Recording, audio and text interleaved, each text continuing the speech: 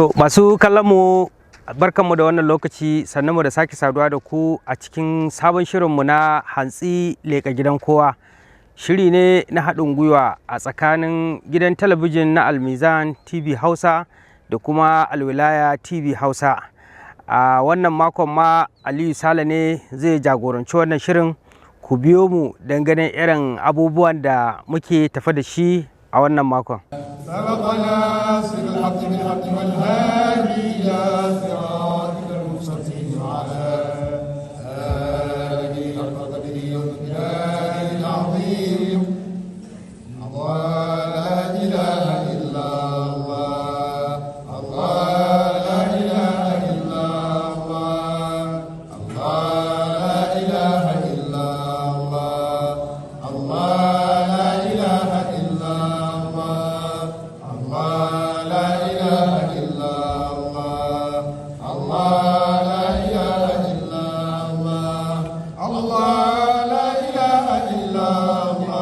To madalla, kamar yadda aka sani shi wannan shiri ne dama na ilmantarwa da faɗakarwa da kuma nishaɗantarwa. A daidai wannan lokacin da muke tunkarar azumin watan Ramadan, mun tashi haikan wajen tattaro muku abubuwa daban-daban waɗanda suka shafi wannan wata na Ramadan mai tsarki wanda muke tunkarar shigarsa. Farko za mu buɗe labulen shi wannan shirin ne da nasihohi da waɗansu daga cikin fitattun malamai suka yi mana a kan azumin watan Ramadan ɗin da muhimmancinsa da kuma yadda za mu kiyaye waɗansu sharuɗa da ƙa'idoji na cikin watan don mu amfana da tarin ladaddukan da Allah subhanahu wa ta'ala ya tanadarwa bayansa a cikin wannan wata mai tsarki wanda muke tankararsa.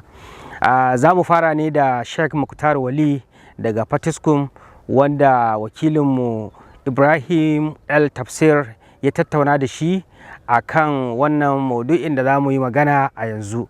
Ku biyo mu don mu ji irin wannan nasihohi da shehin malamin ya mana. Akramakumullahu, bismillah.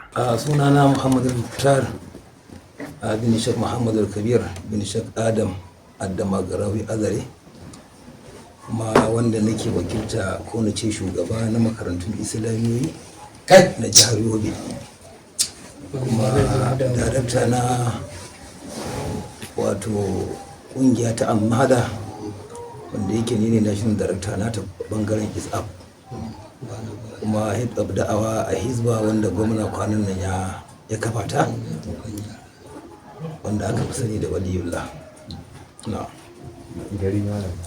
Kuma gari na nan garin Fataskum ne cikin jihar Yobe, na anguwa ta Dambuwa layin Alaran Mama da mai buzun kwami. To gabata malam, ko za a gaya mana a takaice na watan Ramadan da kuma irin ayyukan da al'umma ya kamata su yi a watan? To alhamdulillah, watan Ramadana ɗaya daga cikin watanni wanda Allah tabaraka wa ta'ala yi kyautarsa ga shugaba sallallahu alaihi wa sallama, ya kuma tara ɗimbin alkhairi a cikinsa, wanda ba kowane wata bane ya ci karo da irin wannan alkhairi da ke cikin wata na Ramadana. Da farko dai za mu san muhimmancin wata daga cikin alkur'ani da Allah tabaraka wa ta'ala ya ambaci watan, ya ce shaharar Ramadan da zai unzila fihi alqur'an. A wannan wata na Ramadana shine wanda aka saukar da alkur'ani a cikinsa. Ya wannan bayani da Allah subhanahu wa ta'ala ya nuna maka girman wata. Sannan Allah tabaraka wa ta'ala ya faranta yin azumi a cikinsa. Duk aikin da aka ce na farilla ne, aiki ne wanda ya zama wajibi akan bawa. To azumin da ake a cikinsa wajibi ne kan kowane musulmi, iya daga cikin rukunai na musulunci. sannan wannan wata ya tara abubuwa wadda ba a samun sa a cikin kowane wata. Annabi sallallahu alaihi wa sallama ya ce aiki guda ɗaya a cikin wannan wata ana ninninka shi ne ninke-ninke. A wani hadisi an faɗi iyakar ninke-ninken, wani hadisi kuma ya ce bigayar hisabi ne, babu lissafi. Haka Allah tabaraka wa ta'ala yake ba da falala a cikin wannan wata. Inda za ka yi raka ɗaya, to ladan da za a baka ladan da wato na farillai, a wata ruwaya 100, wata ruwaya ma ya fi haka. To kaga wannan wata falala ce wanda ba a samu. Wata ne wanda in kai bacci a cikinsa kamar tasbihi kake.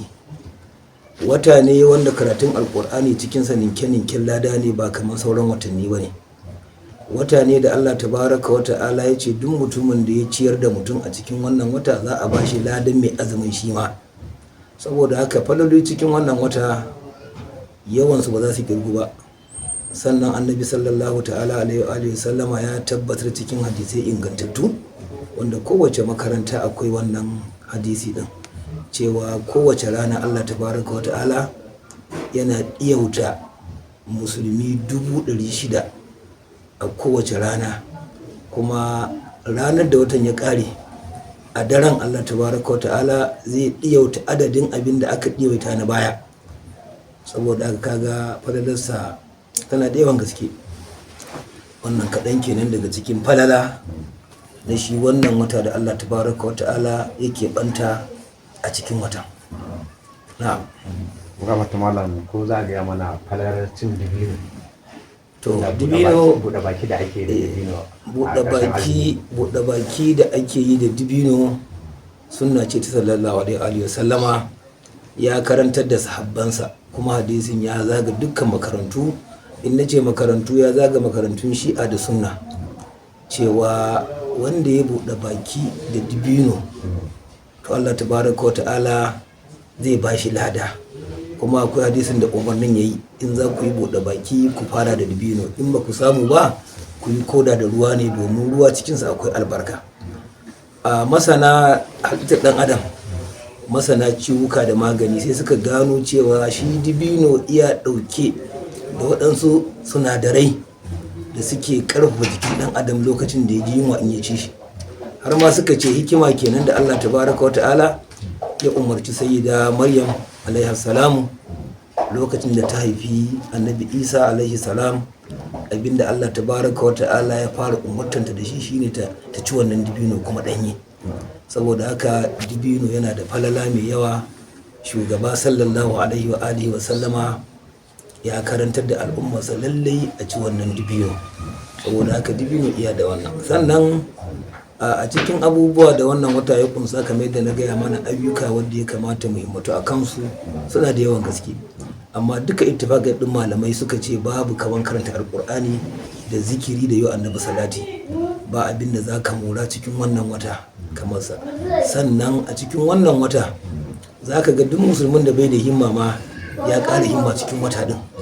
Saboda menene? Saboda girman alkhairin da ke cikin wata din. Sannan a cikin watan Ramadana ne Allah tabaraka wa ta'ala ya sanar da shugaba sallallahu alaihi wa sallama cewa dukkan al'ummar musulmi yakan gafarta musu a cikin wannan wata, sai dai waɗansu mutane da aka toge. Ko dai mutumin da tsakaninsa da iyayensa babu shiri, suna la'antarsa, ko kuma sun bar duniya bai musu addu'a, ko mutumin da wato ya zama na cewa tsakaninsa da uwansa akwai gaba. Wannan duka an toge su, cewa in watan Ramadana ya same su suna cikin wannan hali, to Allah tabaraka wa ta'ala yakan sa mala'iku su toge su cikin wanda ba za a gafartawa ba. Ba azumin su bane ba a karba ba, amma wannan lada ko kuma wannan falala da ake samu ta gafarar Allah akan toge su. Ba iya su bane, suna da yawa. Sannan wani abubuwa da nake so na ƙara na bahar da mu wajen sha'anin buɗe baki. Sha'anin buɗe baki za ka yi mamaki sosai. Akasarin musulmi duka sun tafi akan cewa gaggauta buɗe baki ake so a yi, saboda waɗansu hadisai da suka dogara da su. To amma hatta cikin Muwatta Malik wanda ɗaya daga cikin manya-manyan littafan sunna ya nuna cewa sayyidina usmana da sayyidina umar dan khattabi dukkaninsu ba sa yin buɗe baki sai sun yi sallar magariba dare ya shiga, bayan sun yi sallama sun ga duhu yayi sannan suke buɗe bakinsu. Kaga saɓanin munan mun ginu akan waɗansu abubuwa da zarar rana ta faɗi to sai kaga an yi buɗe baki. To akasarin malamai har na sunna suna ganin wannan kuskure ne, a ringa bari daren ya shiga shi ya fi. Ba wai sallah ba, sallah kan dama rana tana faɗuwa suka yi sallar ka, to amma buɗe bakin nan akwai bayani da yawa, kuma hatta sunna cikin muwaɗa kamar da na gaya muku akwai hadisai da yawa kusan guda 3 a jere, duka suna bayanin manya-manyan sahabban nan sayyidina Umar da Usman duka ba sa yin buɗe bakinsu sai bayan sun yi sallar magariba dare ya shiga. To dai wannan shine na ba da za mu saki ga su al'umma. insha Allah malam muna godiya. To alhamdulillah, da fatan Allah taimake mu, wannan gidan talabijin kuma Allah ƙara masa albarka, Allah ya ƙara bashi nasarori kan ayyukan da yake neman Allah bashi. Duk wani sharri Allah ya kiyaye shi daga sharrin al'ummar shugaba sallallahu alaihi wasallam da mutanen gidansa. Assalamu alaikum wa rahmatullahi ta'ala wa barakatuh. To madalla, lalle wannan nasiha ta shige ni sosai, na ji ta yadda ya kamata. Ina fatan kuma kun ji kamar irin yadda na ji. Kafin mu tashi ko mu bar garin Fataskun din, za mu ƙara bin shi Ibrahim El Tafsir din don ya leƙa wata zawiyar inda ya tattauna mana da wani shehin malamin Sheikh Tahir Yusuf Modibo, shi ma mu ji irin nasihohin da yake ɗaukan mana da su kafin mu je ga magana ta gaba. Akramakallahu, bismillah. To sunana Muhammad Tahir Modibo, kuma ina nan garin Fataskun a cikin jihar Yobe a cikin tarayyar Najeriya. Gafata malam, ko za a gaya mana kwarar watan Ramadan da kuma ayyukan da al'umma ya kamata su shiga da yi a watan? To watan Ramadan dai kamar yadda aka sani, Allah tabaraka wa ta'ala ya saukar da shi kuma ya masa suna, wanda shi kadai ne ma Allah ya ambace shi da sunansa a cikin Alkur'ani mai girma. Yace shahru Ramadan alladhi unzila fihi alquran. Saboda haka kowane sunan wani wata to zai zama ijtihadi ne, amma ko kuma ce hadisi ne, amma shahru Ramadan shi Alkur'ani. Daga nan zaka fahimci yana da wata falala akan sauran watanni. Bayan wannan kuma shi Allah ta'ala ya wajabta mana azumin watan Ramadan ne ba don mu sha wahala ba don kishirwa ko yunwa ba. Ya shirya mana wani abin da ba mu iya samu sai ta dalilin watan, shine taqwa, wanda kuma taqwa ita ce makamin rayuwar duniya da ta lahira. Ya ce kutiba alaikumus siyam kama kutiba alal ladina min qablikum la'allakum tattaqun. Kaga wannan da Allah ta'ala ya faɗa la'allakum tattaqun, ya wajabta muku azumi ne dan idan kun yi shi za ku samu taqwa. Taqwa kuma ita ce kariya daga dukkan abin ki a nan duniya da kuma lahira, kuma ita ce za ta zama tsakanin bawa da ubangiji. Idan mutum ya same ta to ya samu alaka mai kyau da Allah tabaraka wa ta'ala. To akalla ko ba wani abin da azumi zai samar, babu wata falala, to in ya samar da taqwa to yayi babban kam.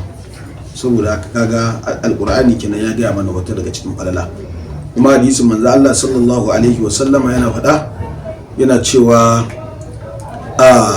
man sama Ramadan imanan wa tisaman ghufira lahu ma taqaddama min dhanbihi wa fi riwayatin wa ma ta'akhkhar.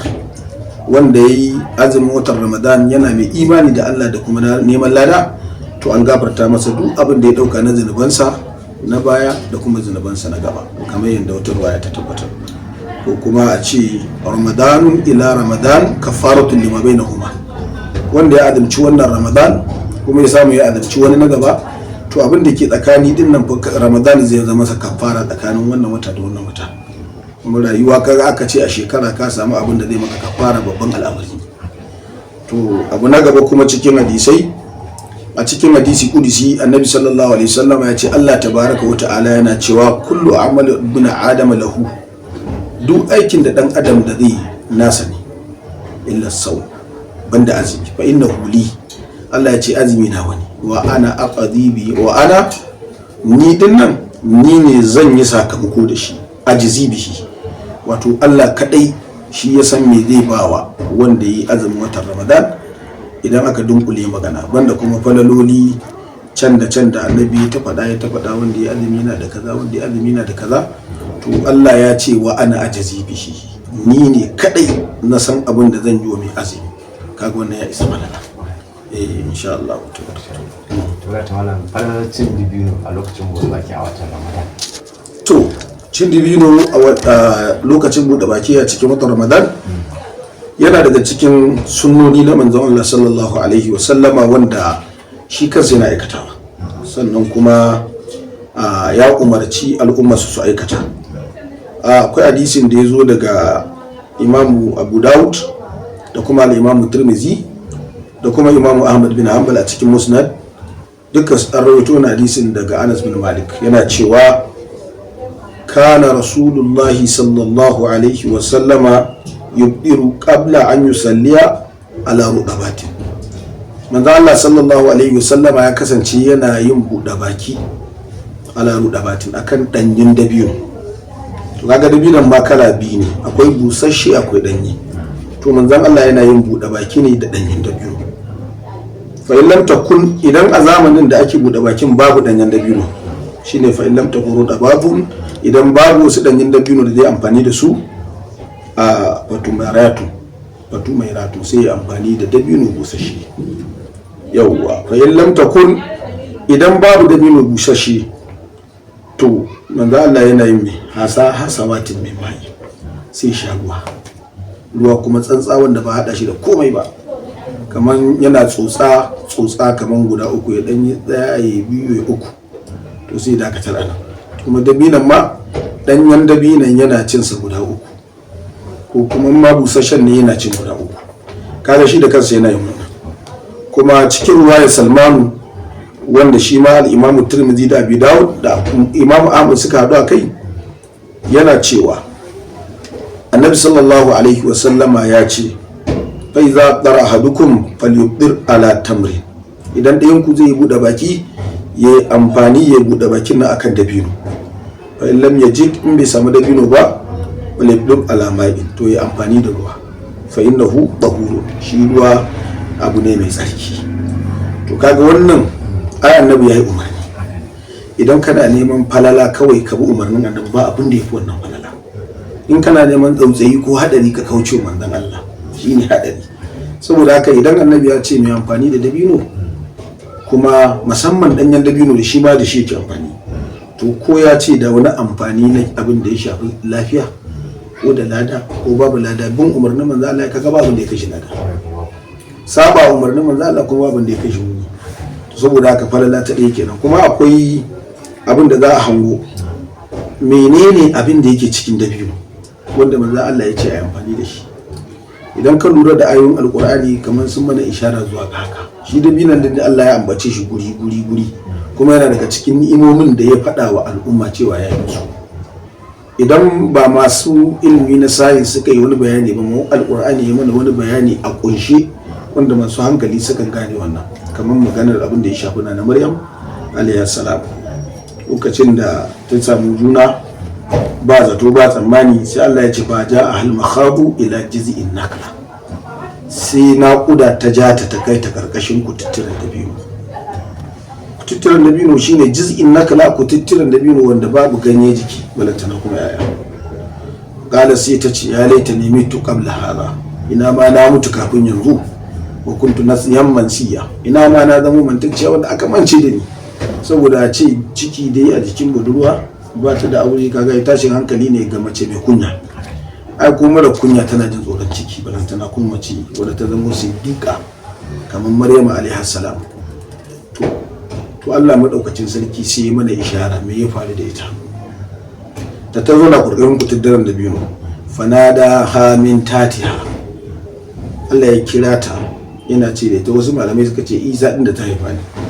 Allah ta hazani, Allah ta kai, Allah ta hazani, kada ki damu, kake shiga bakin ciki, kada ja'ala rabbuki ta take sariya, ubangijinki ya sanya miki wata ƴan ƙoramar ruwa a ƙarƙashin ki duba ƙasa inda kike ga zaki ga ruwa a kwance, kuma ga kututturen dabinan nan yana tsaye, kuma gashi ta haihu, ga yunwa, ga gajiya, ga abin da ake cewa irin sun zubar jini nan, abin da dai mai haihuwa take fuskanta an san halin da suke shiga, wasu sun haihu ma sai sun fita daga hayyacinsu saboda jijjiga, amma Allah zai ce mu wa huzi ilayki bi jiz'in naklati, wannan kututturen dabinin da ke kallon shi girgiza shi, sai ta girgiza shi ya ce tusa'id alayki rudaban janiya, wannan dabinan zai zubar miki da wasu 'ya'yan dabino danyu shattab wanda fresh ne, to sai ki ci fakuli washrabi wa karri aina, ki ci wannan dabina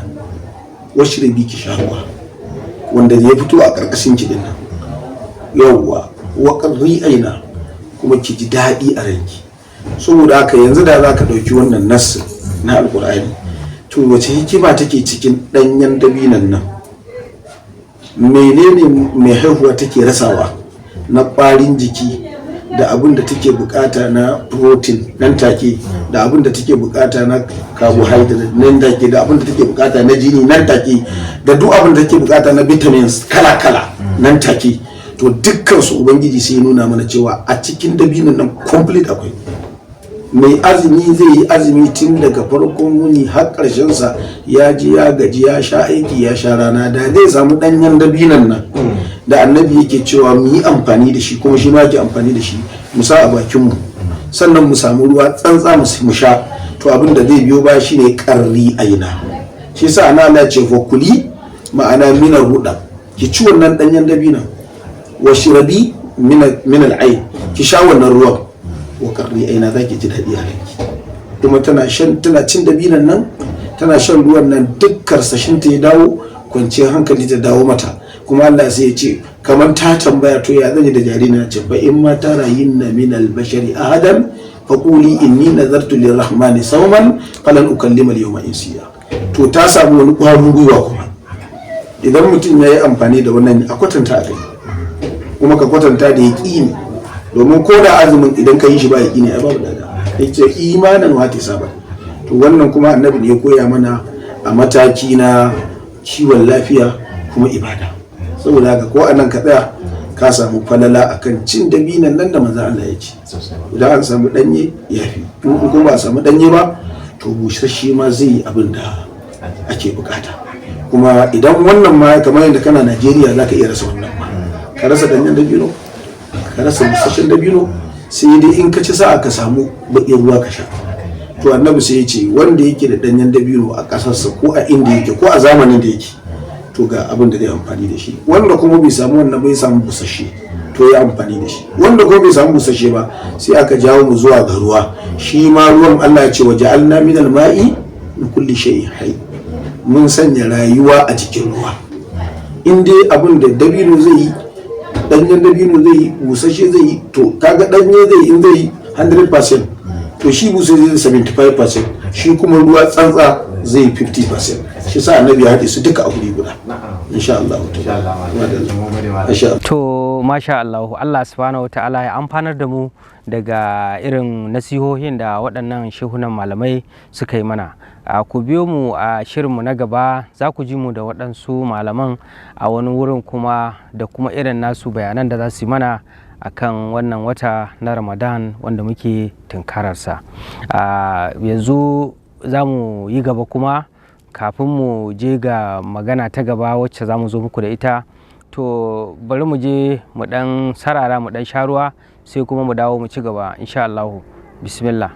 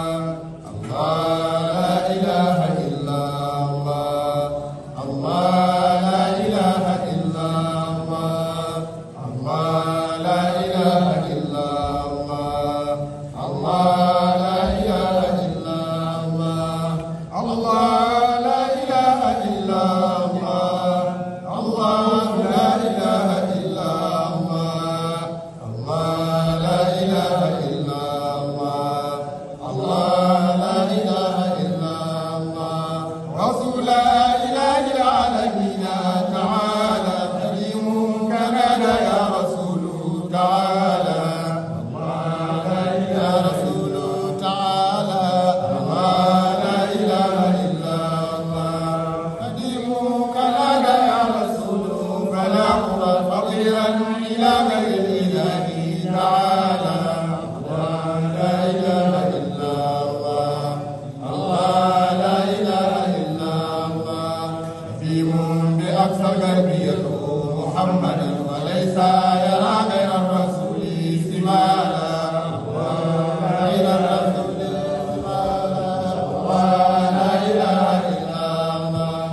To madalla, yanzu kuma za mu garzaya ne garin kafin madaki da ke karamar hukumar Ganjuwa a jihar Bauchi, inda za mu bi wakilinmu a Lawal kafin madaki domin kawo mana wani rahoto. Shi wannan rahoton wani abu ne yake faruwa a yankin, ko in ce ba ma a yankin ba, a kusan ko'ina a arewacin Najeriya.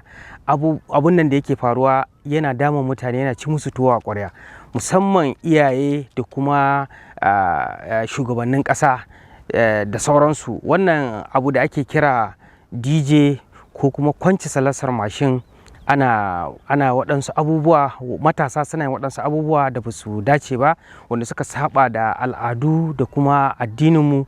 To su dai 'yan kafin madaki, ko in ce su shugabannin yankin, wanda ya hada da shi sarkin garin da kuma limamai, sun kira taro da masu ruwa da tsaki a wannan bangaren domin a yi wa wannan tafkar hanci, inda aka tattauna da su, aka kuma tsayar da matsaya, har aka kafa waɗansu dokoki. Ba za ku ji wannan ko waɗannan dokoki a bakina ba, bari mu bi shi Lawal ya kawo mana waɗannan dokoki wanda muke ganin inda za a yi amfani da su a waɗansu wuraren gaskiya zai amfanar. Malam Lawan, in an shirya, bismillah. Assalamu alaikum, ranka ya daɗe.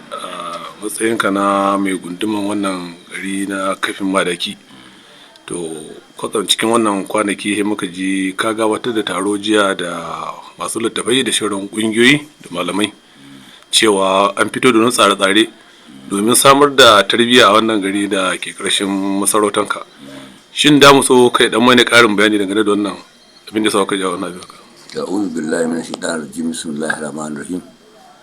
Da farko muna godiya ma Allah madaukakin sarki da ya kama wannan lokaci a sakamakon zaman da muka yi tare da dukkan masu littafi da limamai da security, wato DPO, SS, civil defense, ref safety, duk mun zauna tare da su, ba don komai ba saboda gyaran tarbiyyar mutanenmu. Abin da ke faruwa, musamman an zo za a yi biki, za a sa DJ wanda ya ɓata lokacin mutane, yana ala wulakanta mutane, kana ibada ko kana sallah ko duk abin da kake yi su hana ka ji. Sannan kuma shi DJ nan yana ɗaya daga cikin abin da yake jawo 'yan ta'adda ma, wanda yake a nan baya an saci wani a wani ƙauye a nan gunduma, da aka zo sai aka samu lokacin da aka zo dinnan duk mutane sun watsu sun tafi wurin DJ, wanda shine har ya kawo har aka ɗauke wannan mutum, babu wani mai ƙarfi wanda zai taimaka. Kuma mun yi da dokan an yi aure a cire salansa, ana wulakanta mutane, ana cin mutuncin mutane. To don haka muka zauna da dukkan mai ruwa da tsaki na wannan gunduma, da malamai da masu littafi, DPO, DS, da wakilan local government, duk mun zauna.